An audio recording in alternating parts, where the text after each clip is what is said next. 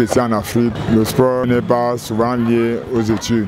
Et à un moment donné, on est obligé parfois de changer son âge pour répondre aux critères internationaux. Le sujet fait l'objet de tous les commentaires au Cameroun. La Fédération camerounaise de football vient de sanctionner 62 joueurs des championnats nationaux de football première et deuxième division pour double identité. En effet, leurs âges sont faux. Cette sanction n'est pas du tout bien appréciée par plusieurs footballeurs. C'est une image qui est ternie pour le football camerounais parce que avoir jusqu'à 62 joueurs, c'est compliqué parce qu'on sait que le football doit se travailler dès la base.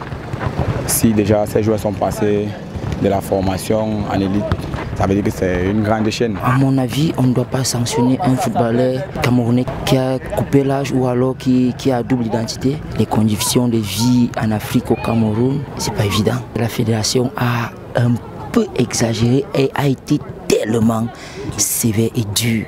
Il est pourtant indiqué pour Samuel Eto'o-Fils et son équipe dirigeante de moderniser le football camerounais afin qu'il soit compétitif à l'échelle internationale. Vrai, mais certains joueurs pensent qu'il est difficile pour tout footballeur africain d'évoluer avec son vrai âge. En Europe, un enfant de 5-6 ans commence la formation au bas âge. Pourtant, en Afrique, tu peux commencer à jouer au football à partir de 15 ans, 16, 17 ans. Et maintenant, pour un peu vouloir faire avec les catégories, il va falloir baisser. Ceux qui n'ont pas pu réduire leurs âges ont nécessairement d'autres raisons. Si je change là, je perds tous mes diplômes parce que je suis titulaire d'un baccalauréat. Le message que je vais leur passer, c'est que peu importe l'âge, on dit souvent chez nous, la banane qui va mûrir même dans l'eau, elle mûrira.